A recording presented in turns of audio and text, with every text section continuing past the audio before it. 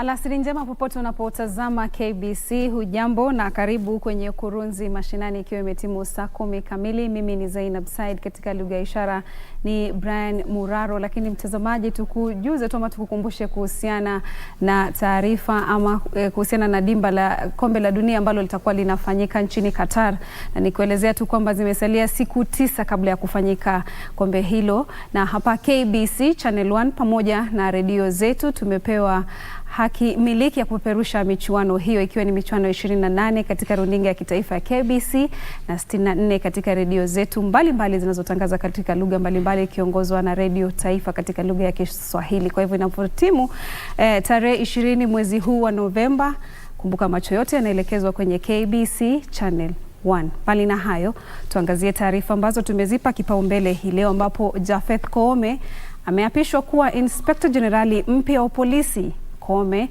aliapishwa katika jumba la mahakama ya upeo kwenye hafla iliyoongozwa na Jaji Mkuu Martha Koome. Jaji Koome alimhimiza Koome kuimarisha uhusiano na ushirikiano ili kufanikisha utekelezaji wa haki. I put this discourse in the social media that Koome will be sworn in by Koome. Ni kwenye mahakama ya juu ambapo hafla ya kumwapisha mhandisi Japhet Koome kuwa Inspector Generali wa polisi ili kuandaliwa. I, Japhet Koome Nchebere, having been appointed the Inspector General of Police, do swear that. Jaji Mkuu Martha Koome alimhimiza Inspector Generali mpya kuhakikisha idara ya polisi iko kwenye mstari wa mbele katika juhudi za kuleta mageuzi kwenye sekta ya utekelezaji haki. All of us, we are actors in the justice sector, have embraced this principle of cooperation and collaboration to ensure efficiency in the criminal justice sector. Alimhimiza Koome kudumisha hati yake ya kiapo na kutokwenda kinyume na sheria. Kwa upande wake, mhandisi Koome aliahidi kukabiliana vilivyo na kudorora kwa usalama, akiwaonya wahalifu kwamba siku yao ya 40 imewadia. Tunaambia wakora, uko kule kwa estate, unasumbua wananchi kwa kudunga au visu, kupiga watu risasi, it will not happen under my watch. Yale mali umetafuta kwa bidii, tutachunga hiyo mali.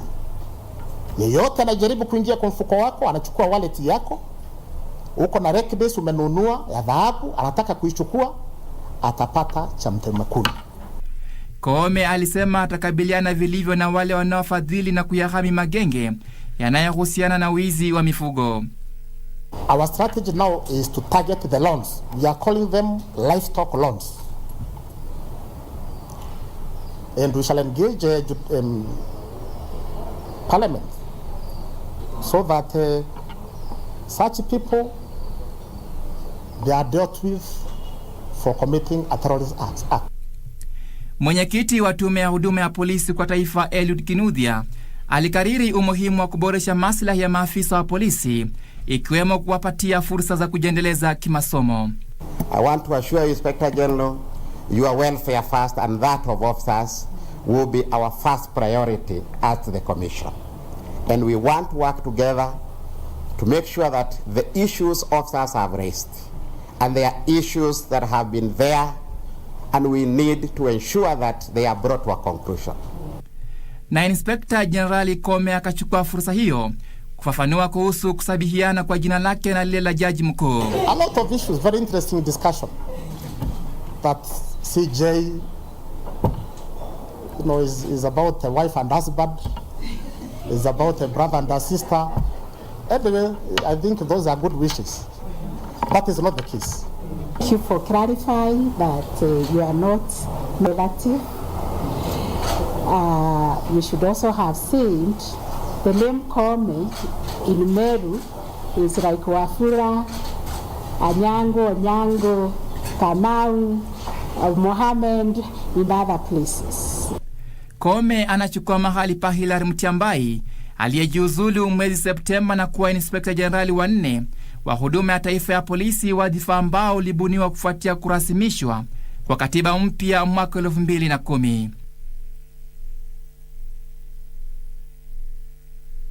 Tukiondoka katika majengo ya mahakama huko Narok, ni kwamba baadhi ya viongozi wa kidini katika kaunti hiyo wametoa wito kwa wanasiasa ambao wamewasilisha kesi mahakamani kupinga matokeo ya uchaguzi na badala yake wazingatia mshikamano na utangamano nchini. Wakiongozwa na askofu mkuu wa kanisa la Kianglikana nchini, Daktari Jackson Ole Sapit, viongozi hao walisema hatua hii itawapa viongozi nafasi ya kutafuta njia mbadala za kutatua mizozo ambayo itaridhisha pande husika. Wakiongea katika kituo cha Africa Hope mjini Narok, viongozi wa kidini kutoka kaunti ya Narok wakiongozwa na askofu mkuu wa kanisa la Kianglikana Daktari Jackson Sapit walitoa wito kwa waliokuwa wawaniaji wa wadhifa wa ugavana katika uchaguzi mkuu uliopita, Moitalel Ole Kenta na aliyekuwa gavana wa Narok Samuel Tunai, kusitisha kesi walizowasilisha mahakamani kupinga uchaguzi wa matokeo. Aliyekuwa anawania kiti ya gavana Moitalel Ole Kenta aweze kuondoa kesi yake kotini. Tunaomba pia aliyekuwa gavana wa Narok Samuel Ole Tunai ambaye aliweka kesi kotini dhidi ya Senator Ledama pia aweze kuondoa kesi hiyo, na yeyote ambaye ameweka kesi katika kaunti ya Kajiado na Samburu na kwinginepo tuweze kuondoa kesi hizo kotini ili tuweze kuanza safari ya kutafuta umoja Ole Sapit ambaye ni mwenyekiti wa kaunti ya Narok alisema mazungumzo yameanzishwa kwa lengo la kuleta umoja miongoni mwa viongozi wa kaunti ya Narok walioshiriki katika uchaguzi mkuu mwaka huu. Tungetaka kuomba yeyote ambaye ameweka kesi juu ya mwingine katika jamii hii kotini kwa sababu ya mambo ya siasa na uchaguzi uliopita, tumekuja kukaa chini viongozi hao wote na kusema tuondoe kesi hizo ili tuweze kutafuta namna na mbinu ambayo tutakaa chini tena baada ya hii kutafuta umoja ya wale wote ambao wanaongoza, kwa sababu tuna imani na tunaamini ya kwamba watu wakikaa pamoja wataweza kufanya mambo yao makubwa na kuachieve katika nyanja zote ambayo watakuwa wanaendelea. Lakini watu wakitengana itakuwa ni mfurutano ya hapa na pale na hakuna mtu atanufaika. Ole Sapit alisema ili maendeleo na ufanisi yafikiwe, lazima kuwe na umoja miongoni mwa viongozi. Haya yanajiri huku wawaniaji wa useneta kutoka kaunti ya Bungoma wakitoa wito kwa tume huru ya uchaguzi na mipaka kuwachunguza wanaoondoa mabango yao ya kampeni. Julius Masinde ambaye ni mmoja wa wawaniaji aliwahimiza wafuasi dhidi ya kuharibu vifaa vya kampeni vya wapinzani wao. Wakati huu ambapo tunaingia katika kampeni rasmi, ninataka kuomba wale wapinzani wetu, kuwaomba ya kwamba tufanye kampeni za amani. Tuache siasa za uchokozi. We are not electing a leader who is a person want to have a benefit. A leader that who's supposed to take care of people of Bungoma. Yes, a leader who has got a vision to protect people of Bungoma. Hatimaye, Baraza la Kitaifa la Makanisa nchini NCCK tawi la Embu limekashifu matamshi ya baadhi ya viongozi wa kisiasa wanaopendekeza marekebisho ya katiba kuhusu mihula ya uraisi. Mwenyekiti wa baraza hili Njeru Nyaga alisema mjadala kuhusu marekebisho ya katiba haustahili kujadiliwa wakati huu ambapo Wakenya wanakabiliana na uhaba wa chakula. We have many things which are going wrong. And as many people are aware, even our coffers are empty. So it is our urge that our parliamentarians should not misplace their focus at this particular time, but rather they should address those issues which are affecting Kenyans. Term limits are in the Constitution, and I think if it were to come, it should come much later. As for now, it's totally out of the question. Ripoti ya ukaguzi ya Hazina Kuu imefichua kuwa kaunti ya Kiambu imekuwa ikiwalipa mishahara wafanyikazi hewa zaidi ya 1,000. Gavana Kimani Wamatangi amesema baadhi ya wafanyikazi hewa wakiwemo madereva wamekuwa wakilipwa mishahara mara 3 na serikali ya kaunti ilhali wana kazi zingine katika kaunti nyingine. Kwa haya na mengine ni katika mkusanyiko wa habari zetu kutoka magatuzini. Akiongea katika makao makuu ya kaunti ya Kiambu, gavana wa kaunti hiyo Kimani Wamatangi alisema imebainika kaunti hiyo ina idadi kubwa ya wafanyakazi hewa. Ripoti hiyo iliyotayarishwa kati ya mwezi Januari na mwezi Septemba mwaka 2021 ilifichua hali mbaya ya utendakazi kutoka kwa uchapishaji bandia wa akaunti za benki, vitambulisho vya kitaifa na nambari gushi za halmashauri ya ukusanyaji ushuru. We will take the bio details of each person and ensure that no one will be duplicated twice, because in the bio system, when we are using the biometrics, we'll be able to identify people individually. Wakati huo familia moja katika kaunti ndogo ya Magarini, kaunti ya Kilifi, imetoa wito kwa serikali za Kenya na Italia kuchunguza kilichosababisha kifo cha jamaa wao ambaye mwili wake ulirejeshwa humu nchini bila baadhi ya viungo vyake. Amani Justin, aliyekuwa ameolewa na raia wa Italia, alifariki mnamo tarehe 29 mwezi uliopita. Hivyo naomba serikali hii ya Kenya itafute kifo cha mtoto wangu ili suluhisho lipatikane, washikane na wale wa Italiani kule, wafai pamoja, wapigane pamoja, wachukue hatua pamoja, wawashike.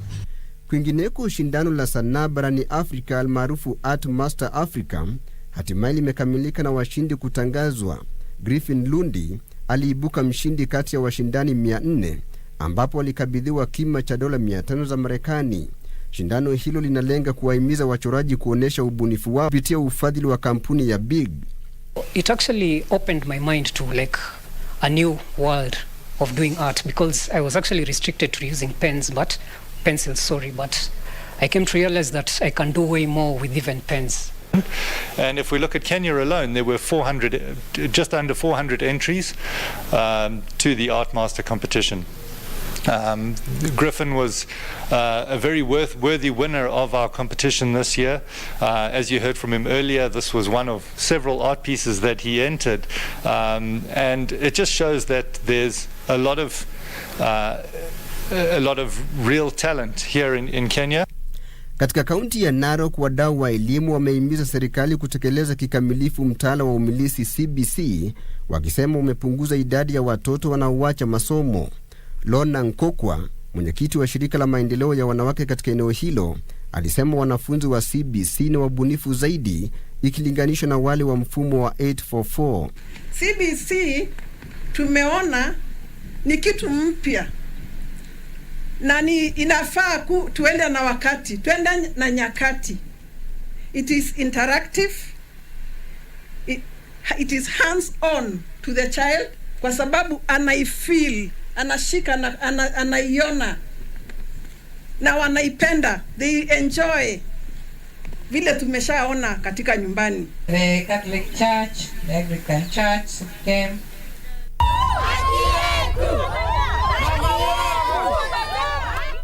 Hatimaye zaidi ya wafanya biashara 500 huko Ruiru, kaunti ya Kiambu, wamejipata katika mzozo wa ardhi na mstawishaji wa kibinafsi kuhusu kipande cha dhamani ya juu cha ardhi.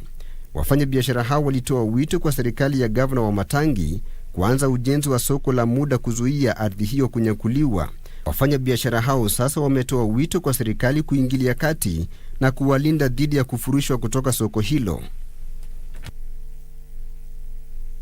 Na wahalifu wawili waliojihami walipigwa risasi na maafisa wa polisi katika eneo la Duma lililoko kati ya maeneo ya Nyamicha na Urura, kaunti ndogo ya Merti kaskazini Isiolo.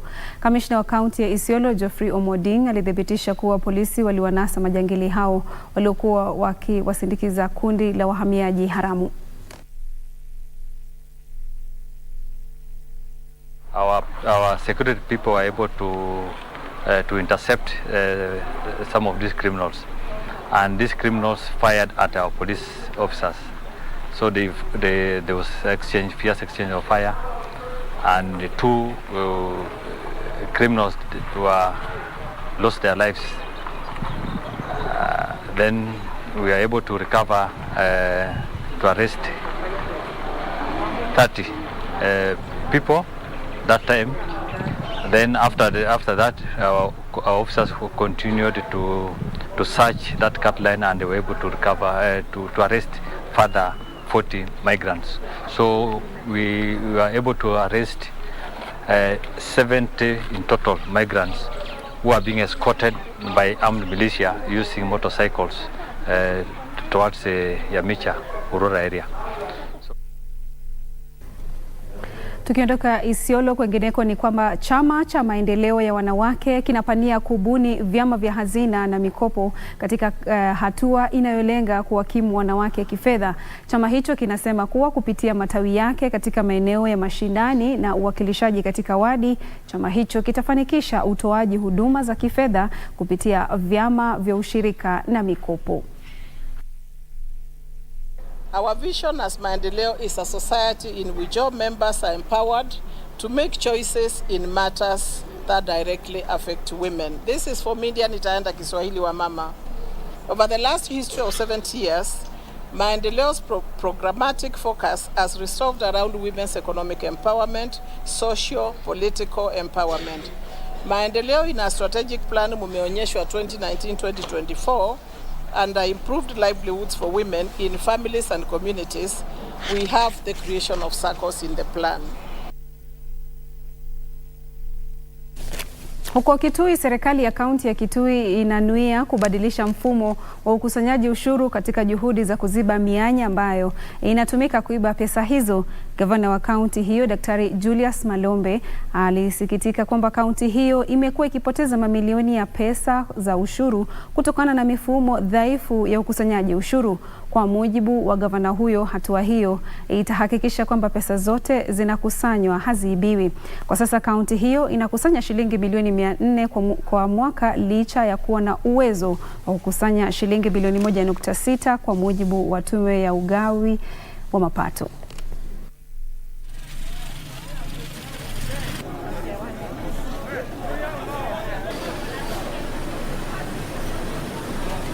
So our methodology of collecting revenue is going to change. We are going to automate all our revenue streams, because if they are not automated, and not only automating or just having a new software, because even now I hear there is a software, but to come up with a tight system of ensuring the money which is collected from each of the revenue streams, for example, if it's the hospitals, that money actually ends up in the accounts of the county government. They don't end up in people's pockets. And we try to maximize the revenue which can be collected in every stream. And we also look at the areas where currently we are getting nothing, like one area which has been mentioned is a crusher at Kwakilui. It was intended to be a source of revenue. We get nothing. We also look at that. Kwingineko, wasimamizi wa idara mbalimbali wamehimizwa kuzingatia utu katika utekelezaji sera au kuchukua hatua za kinidhamu ambazo zinaweza kuathiri afya ya kiakili ya wafanyikazi. Katika Wizara ya Utumishi wa Umma, Mary Kimonye alisema utekelezaji wa sera unastahili kujikita kwenye utu ili kuepuka kuathiri wafanyikazi na familia zao. Akiongea katika taasisi ya mafunzo ya serikali huko Embu, wakazi wa uzinduzi rasmi wa mafunzo ya wiki 2 kuhusu utoaji ushauri nasaha, katibu wa Wizara ya Utumishi wa Umma Mary Kimonye alisema kuwa maafisa wa masuala ya wafanyakazi wanapaswa kuwa na utu wanapotekeleza sera kama vile kuwahamisha wafanyikazi na mameneja pamoja na hatua za kinidhamu, kwani huenda zikawa na madhara kwa afya na hali ya kifedha ya watu binafsi. These are people with emotions, these are people facing certain issues in life, and therefore is to implement these rules with a human heart. Katibu huyo alisema kuwa matatizo ya kiakili ambayo hayakushughulikiwa ndiyo yamechangia ongezeko la visa vya mauaji na kujitia kitanzi vinavyoripotiwa humu nchini. This is an intervention in itself, because we are going to train them on essential counseling skills, life skills, mentorship, early detection, so that they can become of help to their colleagues. Kulingana na ripoti ya Shirika la Afya Duniani, watu milioni 264 hukabiliwa na matatizo ya msongo wa mawazo kote duniani na kusababisha vifo takriban 800,000 kila mwaka. Kundi linalopokea mafunzo hayo kwa sasa ni la 4 katika mpango huo, ambapo baadhi ya maafisa 302 wa masuala ya wafanyikazi hupata mafunzo ya utoaji ushauri nasaha. Mtazamaji, kama ujuavyo, mwishoni mwa mwezi huu taifa ama wanafunzi watahiniwa wa kidato cha 4, darasa la 8 na pia grade ya 6 watakuwa wanakalia mitihani yao ya kitaifa, na matayarisho yanaendelea. Tuna hii leo sasa katika jumba la mitihani House hapa Nairobi, wadau mbalimbali ikiwemo wasimamizi wa elimu katika kaunti ndogo na pia makamishna wa polisi katika maeneo hayo wanakutana katika jumba hilo la mitihani House. Ni mkutano ambao pia umehudhuriwa na naibu wa rais na waziri wa elimu Ezekiel Mochugu ambaye anazungumza kwa sasa. Hebu tusikize. And very close cooperation amongst all the government agencies, so that each and every day they are reporting that all is okay. And so we also came up with a new system where we said each and every one of them, including the security personnel going to man the centers, will be personally accountable. And the way we used to do in operation order, such that instructions are given in a very clear manner. In this particular aspect, we also said this is a national exercise of national importance, such that it is like an operation order where very clear instructions have to be given so that we are able to do what is right. So the second set of history that is being done today, indeed, we are having 3 exams being done concurrently from 28th of this month up to 30th. And of course, the Form 4 exam will be able to continue until the 23rd of December. So it's another history in the making, but all arrangements are well. We have been able to deploy enough personnel, of course, adequate center managers as confirmed by none other than the CEO of Teacher Service Commission, and also the supervisors and the invigilators. Even them, Your Excellency, sir, this time round we said they will be personally held accountable, so that as they open the papers, particularly the second paper, they will be able to indicate what time they opened it, and they also, it will also be witnessed by the security personnel, such that without the checks and appearances, we hope that we will be able to deliver something that Kenyans will be proud about, because, Your Excellency, education is a key, and we cannot be able to entertain, we cannot be able to accommodate any kind of malpractice, any kind of leakage, any kind of thing that will be able to compromise the integrity of this national exam. So, sir, we want to assure you and assure the country that each and every action has been taken. We will be moving around. Actually, there will be briefing from 14th to 18th of this month to all our officers, and we are prepared, including those other schools where people were saying the population is a little bit too high, like Nairobi, Mombasa, certain schools. We have come up with necessary arrangements to ensure that all goes well. So we will make Kenya proud. Didn't you assure me that we will make the country proud? Didn't you assure me? Yes. Can you assure His Excellency the Deputy President that we are going to deliver, because it is you here and all of us who are going to make sure that we deliver a credible exam. Can you raise your hands to assure His Excellency that all will be well? So, sir, we are ready, and indeed we are going to do it. His Excellency, for those of you who don't know, he has a background, and his background is in civil service.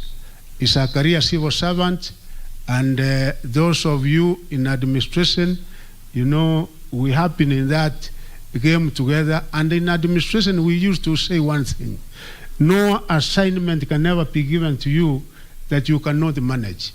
In actual fact, at the KIA, Your Excellency, you remember what you used to say, like Julius Caesar, that you have been given an assignment, you say, yes, I went, I saw, I conquered. So in this particular war, you are going to conquer. We are going to manage and successfully so, sir. So with these many remarks, it is now my very present and humble duty to welcome His Excellency the Deputy President of the Republic of Kenya, to talk to all of us. Kindly, Your Excellency, can you be up standing, please? Makofi. Thank you very much. Please be seated. The Cabinet Secretary, Minister of Education, the Honorable Ezekiel Machogu, the representative of the Cabinet Secretary for Interior, Principal Secretary President, the Chairman of NEC, the Chief Executive Officer NEC, officers involved in the administration of the 2022 National Examination, the NEC staff, ladies and gentlemen, good afternoon.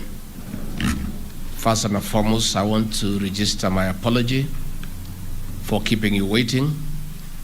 I know I was supposed to be here around 1 p.m.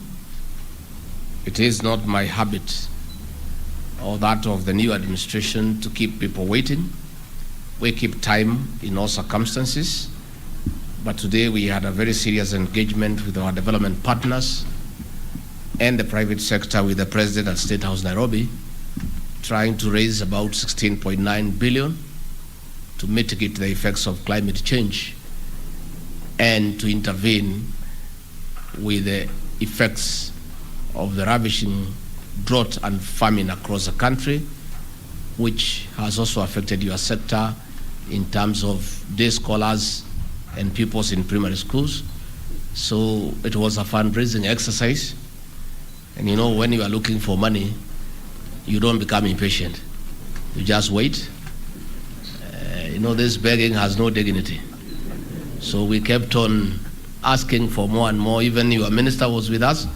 We excused him to come here, and I waited until we got the last penny. So I want to apologize. The new administration respects people and respects officers. We will not ever again keep you waiting, because it is not right. You have left your stations and you have work to do. We would have wanted to finish with you early so that you go. So have you forgiven me? Thank you very much. Asante sana. We gather here this afternoon to launch the 2022 National Examination Season. This marks the start of a transition of our candidates at both the KCPE and KSC levels to the next stage of their academic journey. We commend them for their perseverance and discipline along the way. This is the first national examination under the Kenya Kwanza government. It is also the first examination after the COVID-19 pandemic, which has since gone down. We are glad the normal academic calendar takes shape early next year. Further, this examination takes place when we, through the Presidential Working Party, are engaging Kenyans on the education system they want, which will deliver the requisite to plug the job market demands. The clamor for reforms was triggered by the competence-based curriculum CBC, which currently has enrolled over 8 million children from pre-primary to grade 6.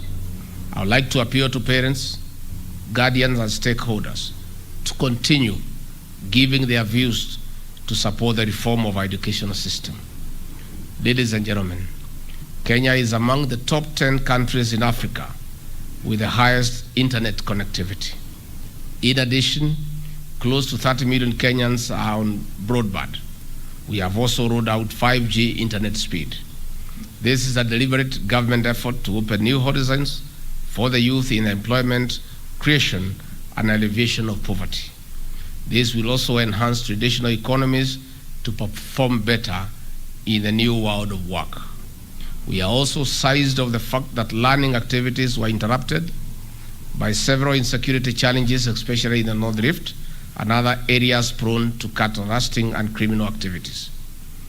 President William Ruto has firmly committed to take every measure to end this criminality. We have mooted a multi-agency short-term plan to ensuring that schools in the hotspots are not interrupted. We will also go an extra mile for every child in those areas to sit their exams as planned. Ladies and gentlemen, officers, we know that the ongoing drought has affected schools, especially day scholars who constitute around 70% of our secondary schools. In addition to the food distribution, in arid and semi-arid areas, measures are being put in place to ensure students do not miss exams due to hunger. Invited guests, ladies and gentlemen, since 2017, the government has been implementing a 100% transition from primary to secondary school. This aims at providing basic education to all. That is why we have activated more TVET institutions across the country to complement universities and the middle-level colleges. Parents and guardians, our girls and boys are adversely affected by the issue of the triple threat: teenage pregnancy, new HIV/AIDS infections, and gender-based violence. This is closely followed by early and child marriages. Our boys and girls, ladies and gentlemen, deserve better. We must let them realize their full potential. Let our boys and girls remain in school. There is no motherhood in childhood, and this must be taken seriously by all actors. Ladies and gentlemen, while we are banking on quality education to transform our country, some criminal elements have in the past infiltrated systems with the aim of leaking examinations. We want an equal playing ground for every child to score what they deserve and join their preferred secondary schools and tertiary institutions competitively. We urge vigilance and responsibility. Culprits, I must tell you, will be dealt with firmly and decisively. In conclusion, I call upon parents and all Kenyans of goodwill to assist us in making this examination season peaceful for the candidates.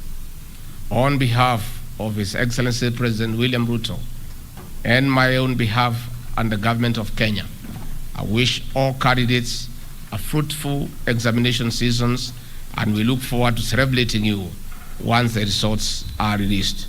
Asanteni sana na Mungu awabariki. If I may just add one or two things, I want first and foremost to commend all of you for your commitment and patriotism in supporting our children. Managing exams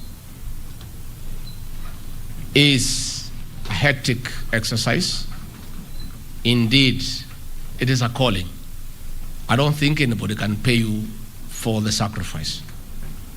So on behalf of government, we want to thank all our education officers, all our officers from the National Government Administration, the supervisors, the invigilators, and all those who in one way or another play a role to make sure that the examinations are carried out in a peaceful and seamless manner.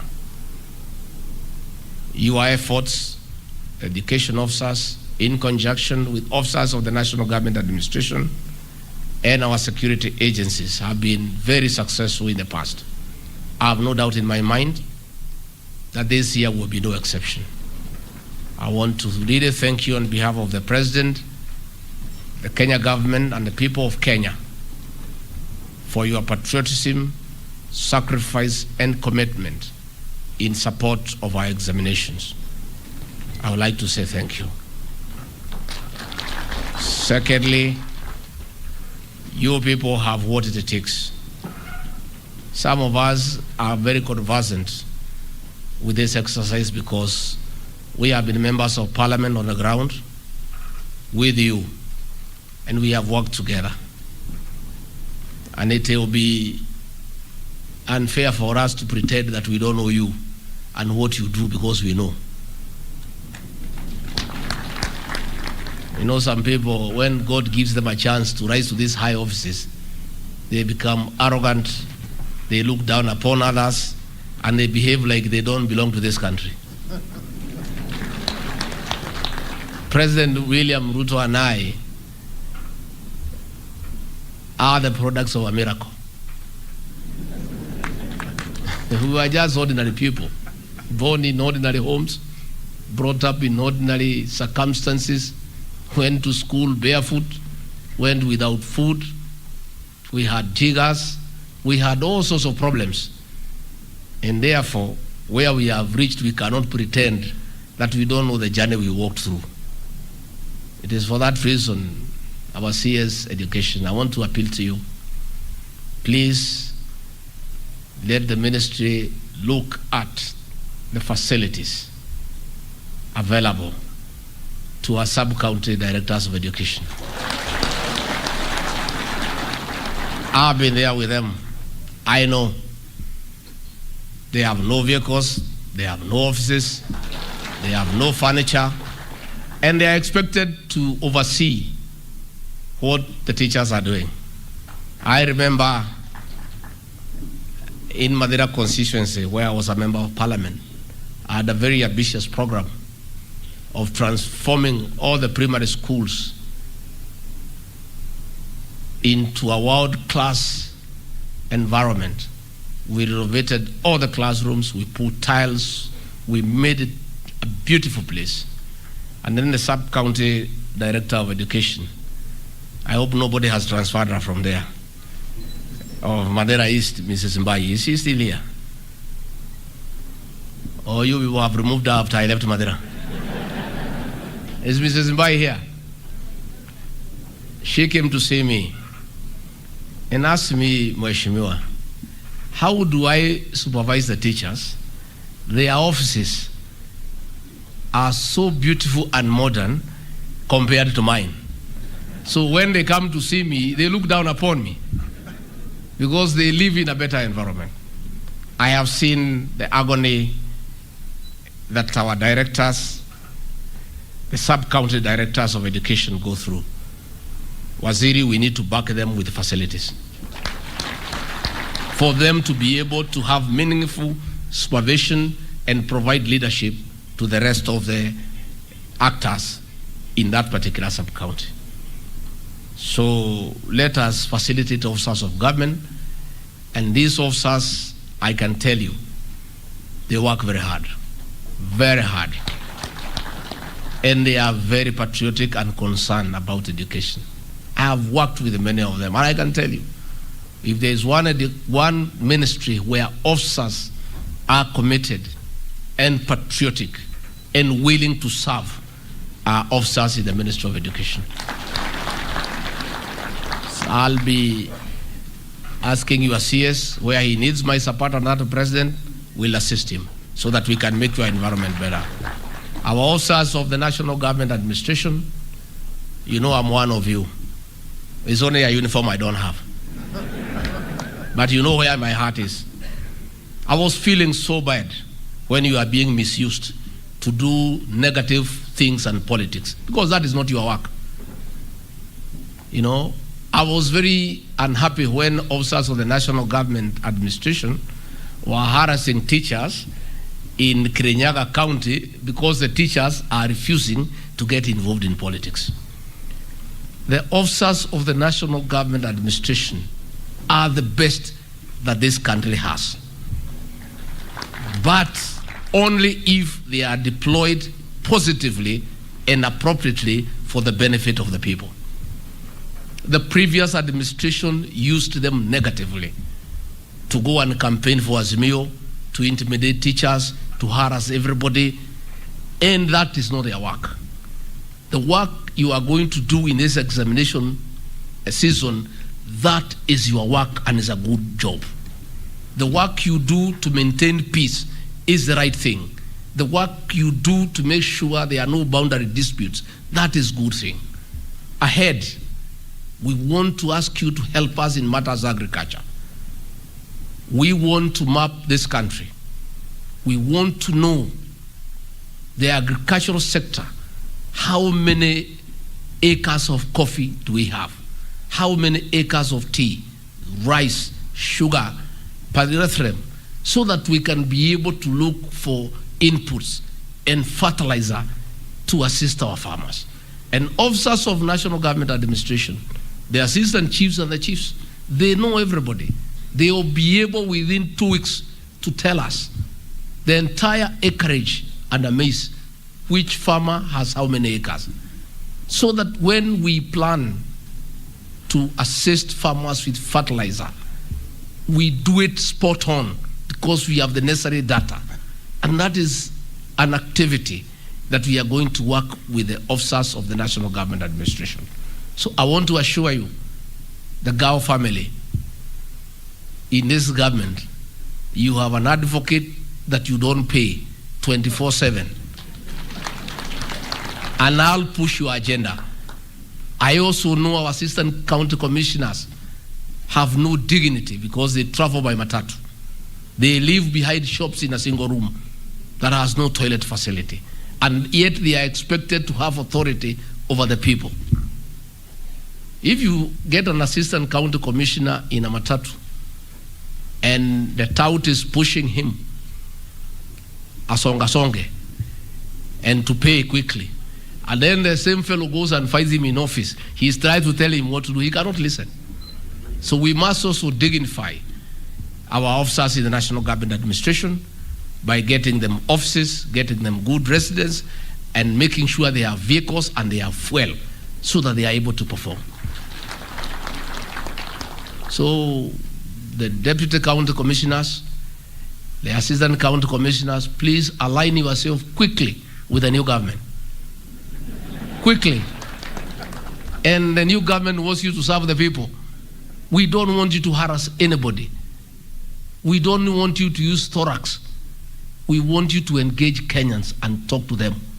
That is why when Kenyans started crying about CBC, when CBC was brought, nobody talked to the people of Kenya to ask them what they want. The teachers have been complaining. Parents have been complaining. Pupils have been complaining. And the president decided his government is a government that listens. Why don't we create an opportunity and listen to the people of Kenya? That is why the members of that working party are going around listening to you. We ask teachers, education officers, parents, please avail yourself and give your views. And don't fear anybody. Even if the views look like the anti-government, this new government wants to listen to everything. The previous government had something called praise and worship, where you get leaders just to praise you. Oh, you are so good, oh, we love you, we are happy, and they know it's lies. We have dismantled that choir called praise and worship. If you want praise and worship, you go to your church on Sunday. That is where praise and worship is. Between Monday and Saturday, please, people of Kenya, tell Dr. William Ruto the truth, however bitter it is, so that he can make informed decisions. If you think we are getting it wrong, please tell us, Mr. President, Mr. Deputy President, you are out of order. This is the right thing to do. And we shall take it positively. So please, let everybody go and give your views. And I want to assure you on behalf of the President, the recommendations that will come, we will not even change a comma or a full stop. None of us will change. The views of the people of Kenya will be respected. So let all the stakeholders give your views on the way you want our education system to look like. On matters university, on matter TVET, on matter CBC, on matter of ECDs, on matters to do with the primary schools, secondary school, tell us exactly what you want. Tell us exactly what you want. And you people of the media, tafadhali, muachana na sisi. Our minister here went to explain the challenges we are having in terms of funding university education and the way we need to bring everybody on board, including development partners, to assist us to fund the university education. He gave views of areas we need to continue supporting. Then you people went and said that the new CS education has said that the government is not going to support university education. And you know it's not true. You know, please, let's be objective and help us to build this country. Don't create confusion where there is none. Be fair. And if you have not understood, these CSs in our government are not arrogant. Ask for clarification. If today what I've said here you are not clear, on my way out, ask me, what did you mean by this and that? But don't create a situation that is unnecessary. There is nowhere where our new CS said that the government will not fund university education. He was just trying to explain the challenges around that sector. And we want Kenyans to give views to this working party on university education. We want Kenyans to give views. This is our country, and none of us would be seated on this platform here with this red carpet if we did not go to school. And that is why teachers must be respected. They must be respected. Never again in our administration will any government officer, from the president all the way down, will ever demean and humiliate teachers in front of students. The humiliation that was done to Professor Wainaina of Kenyatta University is regrettable. And that is why the government has reinstated him, because he was embarrassed and humiliated in front of his students. It is wrong. I would not be here myself as deputy president if I did not go to school. Your CS will not be. Even all of you here, the DCCs, the education officers, one way or another, you owe some gratitude to some teacher somewhere. True or false? Teachers must be respected. It's a noble profession. It's a calling. Nobody can ever adequately compensate a teacher. But when you get educated, then you get a big seat, you think you are God, you abuse teachers like children. That thing we don't want to ever happen again. And in our administration, we not only have respect for teachers, but for all public servants. Let us respect people. It doesn't matter how low they are. One day they'll go up, just like you have gone up your day. Tuheshimiane tafadhali. Na tuwache kiburi na maringo. Haisaidi mtu yeyote. Wacha tuheshimiane. All of us are working for the same government. It's only some are first among equals, but we are the same people. I look at management myself from the perspective of being a team leader. When you are county director of education, you are the team leader in that sector. Don't load over others and shout at them nini before they are juniors. Just if you have an issue with somebody who is a junior to you, call the office and lock the door and talk to that person between the two of you in private. Yeah? If you think the matter has gone out of hand, put a letter. But don't call your juniors in front of the other juniors and lecture them. And then you expect them to continue managing those people. That respect will not be there. Let us respect each other. And respect costs you nothing. And respect, by the way, is two-way. It is two-way. You respect your juniors, they respect you. You disrespect them, when you talk to them, you turn back that way, wanakufanya namna hii. Si ndio mnafanya? Unaona? Hakuna haja. Let's respect each other. Let's respect each other. And that is the kind of leadership that we want to bring to this country. So, good people, I wish you well. Please work hard. Help us to deliver these examinations. It's our first exams as the Kenya Kwanza government under William Ruto. And we plead with you, msituangushe. You know, many people are not giving us a chance. Our marking scheme was so low. So, mtusaidie tupandishe marks kidogo. Tafadhali. Give us a chance that we are fellows who know what they are doing. And I want to say, I want to tell the people of Kenya, please, don't be conned. No Kenyans like being conned. People put things on the internet, on WhatsApp, that they can leak exams for you. Which ones? And then you pay money, then you start crying you have been conned. If you are conned, it's up to you. Why do you want to get conned? Is there any examination papers available? So when you put exams online and say at a fee I can give you the questions, it's a lie. And Kenyans like being conned, I don't know why. You know? Easy things are not good. If people give you a proposal and the deal sounds so sweet and so easy, think twice. How can somebody get you the questions? It's too easy. Think about it. Think about it. Again, even as we ask Kenyans not to be conned, we have also given instructions to DCI to activate with speed the cybercrime detectives to go through the net and hunt these fellows day and night. The ones who are cheating Kenyans, that they can leak their questions to them. They will be apprehended.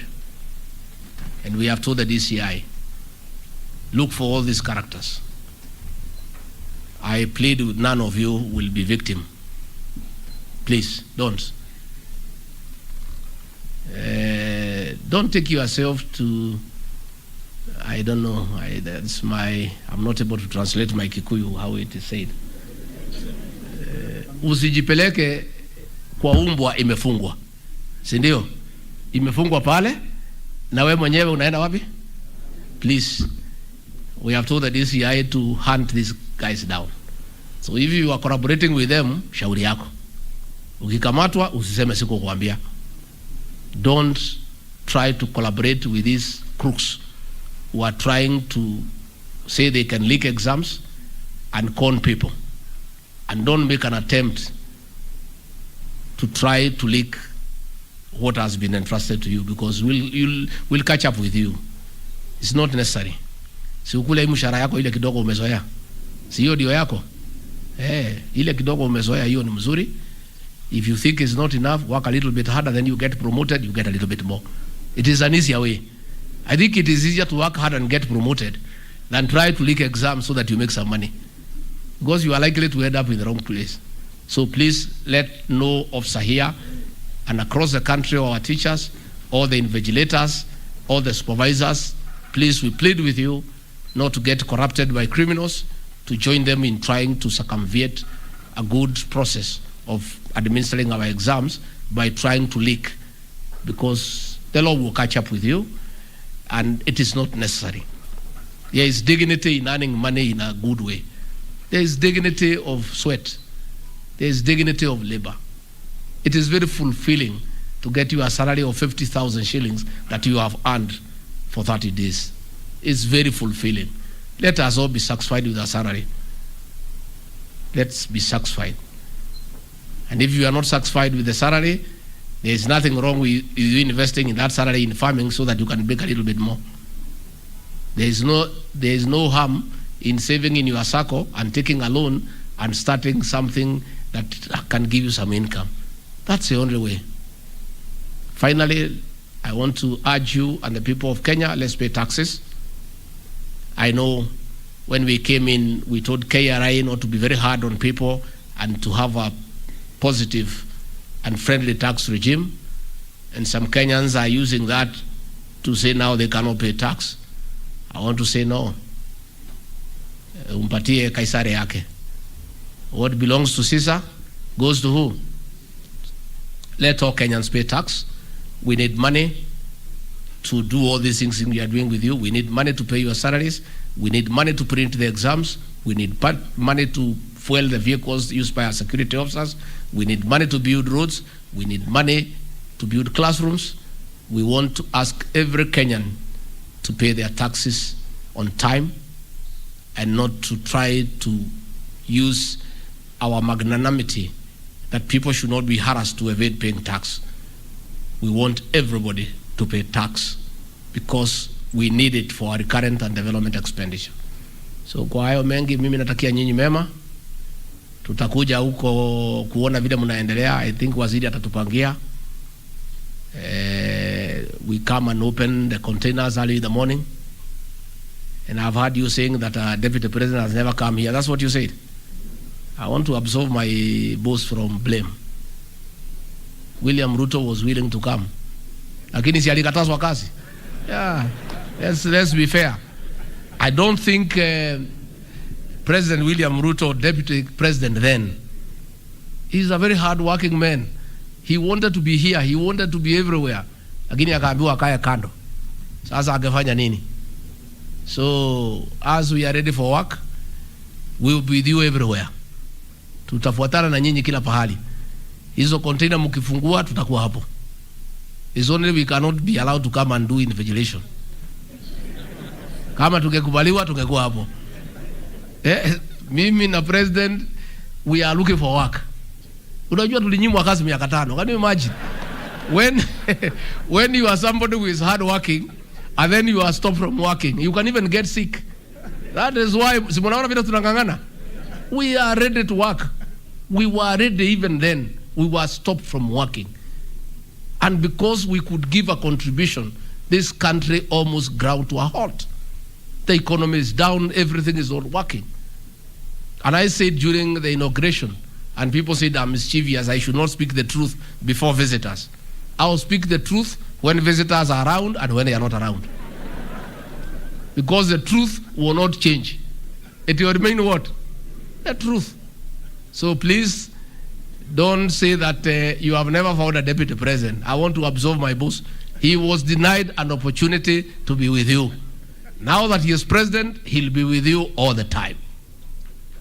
And for me, he has not only allowed me to work, he has given me 9 functions. I come to office at 6, I leave at 11 p.m. every day. I have 9 functions. I'm a very busy man. And I thank the president for allowing me to work. So I must compensate for the 5 years we lost. Even him, for the 5 years he did not work, he must work double so that we cover the 5 years. So as you say that the deputy president never came, you are the rider. He never came because he was not allowed to. Tumekubaliana? Mumesafisha bosi yangu? Musiseme alikataa, bana, alikatazwa. Na hakuna mtu ajui hiyo. Nyinyi ni watu mmesoma, you knew what was happening. So mimi nimefurahi sana. Asanteni sana, tunatakia nyinyi mema. Murudi salama salimini.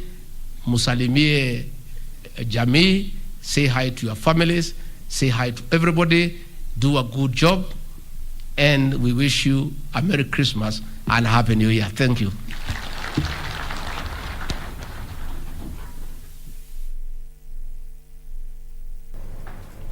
Na mtazamaji, ni picha za moja kwa moja kutoka jumba la Mitihani House hapa Nairobi, ambapo wadau mbalimbali katika sekta ya elimu walikuwa na kongamana tu kuzungumzia matayarisho ya mitihani ya kitaifa ambayo inaanza tarehe 28 mwishoni mwa mwezi huu, ambayo ni mitihani itakuwa inafanyika kote nchini. Ni hafla ambayo ilikuwa imehudhuriwa na Waziri wa Elimu Ezekiel Mochogu na pia Naibu wa Rais Rigathi Gachagua, ambaye amewatahadharisha tu maafisa hao kuhakikisha kwamba mitihani hiyo inatekelezwa katika uadilifu, na pia kwamba wanafunzi wote wanapata kukalia mitihani hiyo, na kuhakikisha kwamba akisema tu kwamba serikali imejitolea kuhakikisha mitihani hiyo inafika katika maeneo yote humu nchini. Ni taarifa ambayo mwanahabari mwenza Timothy Kipnusu yuko eneo hilo anaifuatilizia, na katika taarifa zetu za hapo baadaye saa 1 na saa 3 atakuwa anatujuza kwa kina.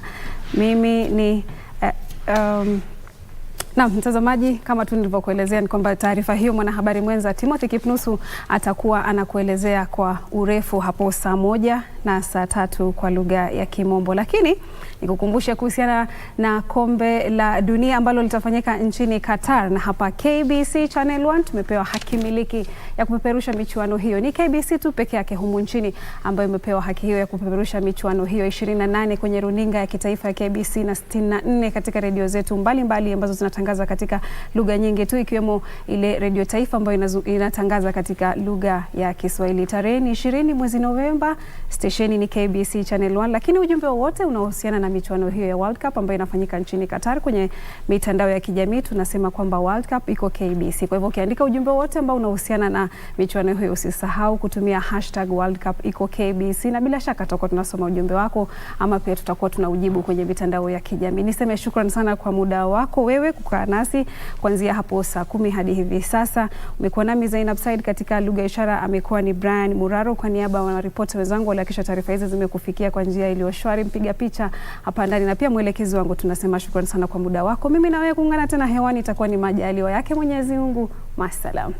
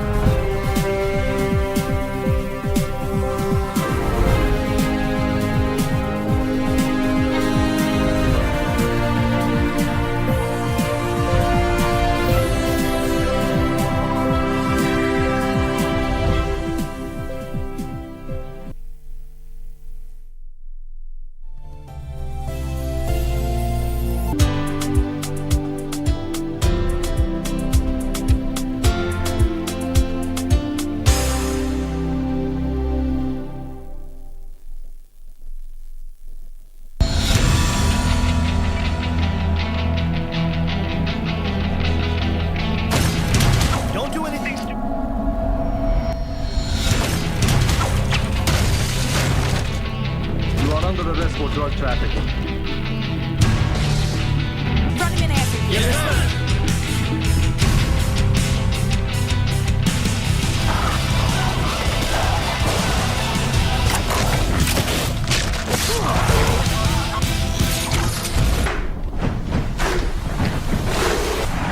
November like never before. Mouth